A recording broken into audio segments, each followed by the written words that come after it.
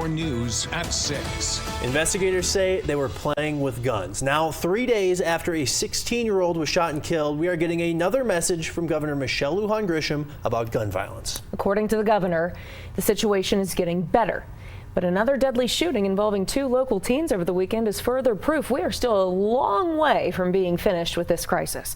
Today, Governor Lujan Grisham announced she's renewing her public health order on gun violence. She claims arrests have increased since the order went into effect in September, and more guns are off our streets. But we are still seeing tragedies like the one over the weekend at Atrisco Heritage High School. A 16-year-old died after reportedly being shot by his 16-year-old friend in the school parking lot.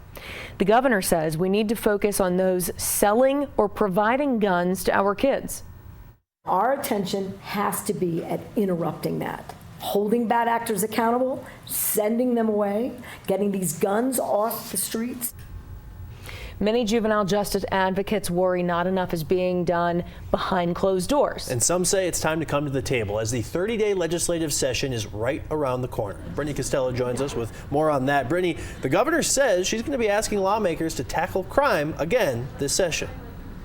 That's right, Ryan. And today the governor told us more can be done to reach and educate those kids. They want to do targeted campaigns, but we don't know exactly what that will mean for lawmakers as we head into the upcoming session.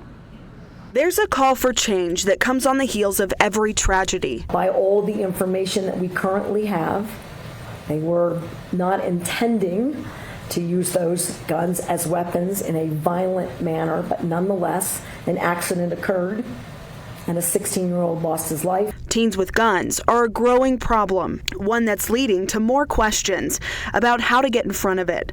The governor pointed to a recent public health order as part of that solution. I think where the secretary's likely to go is to do more in the context of education for parents and families. The governor wants a targeted campaign for kids, but it's unclear what that could mean for the upcoming session. Experts and advocates we talked to last month say funding is a big piece of the puzzle.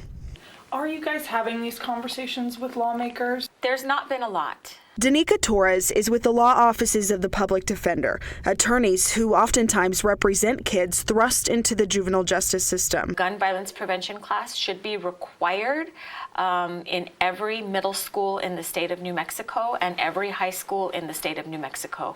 It should be a continued program that they can continue to learn from. Secretary of the Department of Health, Patrick Allen, says they're looking into grant funding for more widespread gun violence intervention programming at schools, something only going on right now at West Mesa High School. Where you start early in terms of, if you will, disease prevention, trying to work to break that cycle, or in the case of social emotional learning, assure that it doesn't start to begin with.